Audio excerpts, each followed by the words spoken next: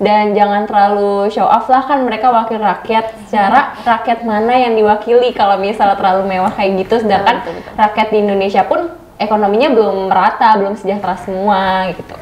Kamu ingin belajar dan mengetahui dunia industri farmasi dan sains?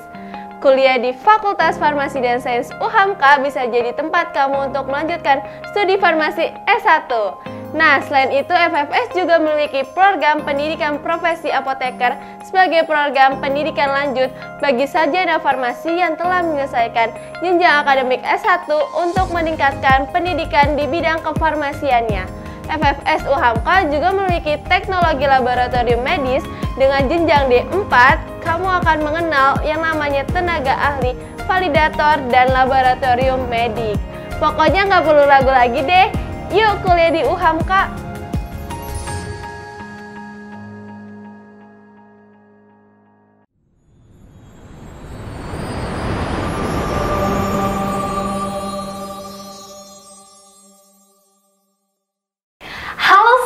Kembali lagi di YouTube Podcast, UHAMKA Talk Podcast. Hari ini gue seneng banget karena bincang-bincang serunya akan ditemenin sama adik tingkat gue dari Fakultas Psikologi juga. Silakan. Hai teman-teman, kenalin nama aku Widya Aprilia. Aku sekarang semester 4 di fakultas yang sama Kak Ifta, Fakultas Psikologi. Aduh, seneng banget akhirnya bisa bincang-bincang sama anak psikologi lagi. Oh my god. Oke Widya, jadi apa kabar nih? Lagi puasa kah? Alhamdulillah baik, kebetulan lagi halal. Oke, alhamdulillah ya baik ya. Oke, kita kayaknya mau bicara agak berat ya. Takut nih. Iya. Jangan berat-berat. Jangan berat-berat, susah, biar aku aja. Oh jangan. Oh, beda ya. Beda. Oke, jadi kan beberapa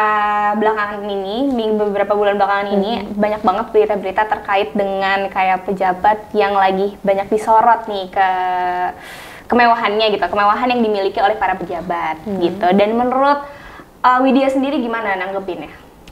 Menurut aku untuk nanggepin isu ini tuh kayak sebenarnya dari pandangan aku tuh kalau bisa ya pejabat tuh jangan terlalu show off lah kayak mereka kan dapat uang dari negara juga dari masyarakat juga ya, merendah dikit gitu kayak jangan terlalu naik banget karena itu menurut aku bakal memperluas jarak sosial antar golongan kayak pejabat dan rakyatnya akan bakal ada gap gitu. Benar. Karena kan apalagi kan soalnya rakyat sama pemerintah pejabat-pejabat itu harusnya lebih dekat ya. Jadinya harus bisa lebih mengerti keadaan rakyat gitu lah ya. Ntar dibikin iri terus rakyatnya gimana sih nih gitu ya. Aku juga iri loh sama anak-anak pejabat yang kemana-mana naik mobil di boleh kali gitu ya. Boleh kali nomor WhatsApp. Boleh kali, biar kita bisa dikawal bareng. Iya. aduh, tidak. Nah, terus gimana nih kalau misalkan ngomongin tentang framing mereka semua gitu? Maksudnya ini nggak cuma pejabat lagi ya, maksudnya untuk semua orang yang misalkan bisa show off di media sosial. Menurut kamu gimana? Menurut aku kalau misalnya orang lain itu kayak tergantung dari gimana dia mau branding diri dia sih sebenarnya. Gimana dia mau dilihat sama orang. Kan mungkin ada beberapa orang yang butuh validasi dari orang lain jadi mereka show off. Cuman kalau menurut aku itu asal dengan usaha mereka sendiri, it's okay. Mungkin mereka mau mengapresiasi diri dia yang udah berjuang untuk mendapatkan hal itu kan. We never know gitu. Tapi kalau misalnya ini konteksnya pejabat sih kayak dipertanyakan sedikit gimana kok bisa semewah itu. Misalnya kalau misalnya mereka cuman apa sih misalnya tingkat kecamatan tapi show off-nya mobil Alphard 5 kan kita mikir juga dong gimana itu dari mana ya? Itu dari mana ya? Kan agak bingung menimbulkan perspektif negatif lah dari masyarakat gitu. Menurut kakak sendiri gimana kalau misalnya ada orang gitu? Sebenarnya sama, framingnya emang sebenarnya balik lagi ke orang itu dan gimana cara masyarakat sekitar menilainya gitu.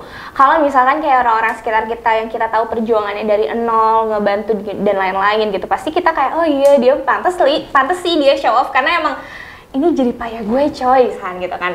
Jadi dia pasti akan show off karena itu semua hasil dari payahnya dia. Sedangkan kalau misalkan ada orang yang misalkan tiba-tiba jadi OKB gitu kan, kayak pasti dia akan orang-orang sekitar juga pasti akan bingung, pasti framingnya akan kebentuknya tuh negatif.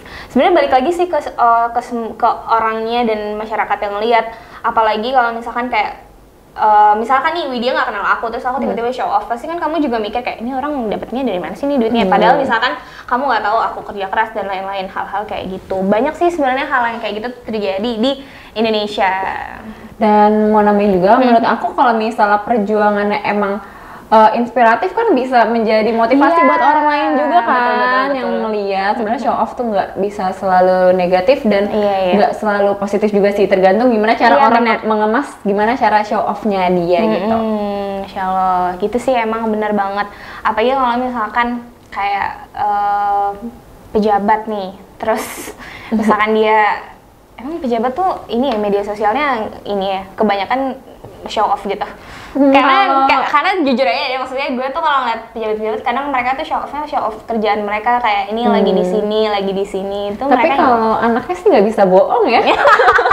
Oh my god, iya sih. Oh my god, kayak anaknya sih kelihatan. Oh ya, tapi by the way ini karena kita kan lagi ngomongin puasa juga. Sekarang. Iya benar. Dan kayaknya harga-harga bahan pokok makanan dan lain-lain tuh meningkat ya. Apakah ini ada pengaruhnya menurut kamu sama kasus-kasus belakangan ini? Mamaku juga udah komen sih soal makanan pokok yang meningkat ini. Menurut aku, kita nggak tahu sih gimana di belakang layar, tapi kalau yang sempet aku baca itu tuh ada hubungannya sama supply and demand juga. Mungkin kayak kebutuhan bulan Ramadan kan otomatis orang-orang meningkat buat usaha juga, cuman yang supply-nya tuh kurang, jadi mungkin itu bisa jadi salah satu faktor kenapa mahal. Cuma kita juga nggak bisa pungkirin itu ada apa ya gitu dari atasnya juga kan kita nggak tahu ya. Iya benar. Kali aja bisa diakalin. Aduh negatif banget nih pikirannya. Kalau nggak gitu ya. Jangan gitu dong Kak, bulan puasa. Oh iya, astagfirullahaladzim, maafin aku ya Allah. Iya. Tapi kok bisa ya pejabat itu show off di mana pas rakyatnya aja kepusingan mikirin beli beras mau harganya berapa nih, minyak berapa. Kayaknya mereka sih nggak kebingungan ya, tapi rakyatnya kebingungan. Itu kalau gimana? Mamaku lihat anaknya lagi naik Alphard terus mamaku lagi nyari-nyari minyak kan agak sakit hati juga nggak sih? Iya benar. Tapi aku setuju sih, karena kan apalagi semenjak COVID ini kan kita lagi masa pembaharuan, jadi kayak semuanya nih lagi proses lah ya, jadi mungkin kesempatan untuk dinaik-naikin. Oh enggak gitu ya? Enggak Kak, enggak gitu kok Kak. Enggak gitu ya? Enggak tahu tapi emang maksudnya keadaan yang naik turun ini untuk bahan pokok makanan ini semuanya tuh terus terjadi nggak sih? Maksudnya dari dulu pun ini tuh dari tahun ke tahun nggak tahu kenapa polanya sama ya setiap bulan Ramadan gitu. Oh gitu ya, kamu hafalin kayaknya. Apa mamaku sering komen soal itu sih. Karena emang maksud gue hal ini tuh kayaknya menjadi PR untuk pemerintah sendiri, karena kan kita mata uangnya masih ngikutin sama dari luar negeri, dari Amerika, jadi kita pasti akan ngikutin kalau misalnya mereka ada konflik pasti otomatis semua bahan naik semua gitu, jadi kita juga ikutan. Soalnya karena rata-rata kan kita juga udah impor terus ya, jadi kayak impor bener kan? Iya impor, jadi kayak pasti bikin semua harganya tuh jadi naik. Itu gimana ya caranya buat pemerintah kita bisa mengembangkan kayak sumber daya masyarakat di Indonesia gitu, jadi biar kita nggak impor terus kali ya. Dan kayaknya sayang banget nih kalau misalkan pemerintah di atas itu kalau misalkan kalian bisa menggunakan kemewahannya itu kepada rakyat-rakyat kecil, lowongan atau memperbagus gimana caranya biar petani-petani di desa menghasilkan beras yang lebih bagus gitu. Ya maksudnya kayak ada pelatihan khusus. Kan itu kayaknya manfaat banget ya uangnya untuk masyarakat. Jadi dari masyarakat untuk pemerintah, dari pemerintah juga untuk masyarakat. Apalagi itu sebenarnya yang tadi penting adalah gap tadi antara pemerintah dan masyarakat.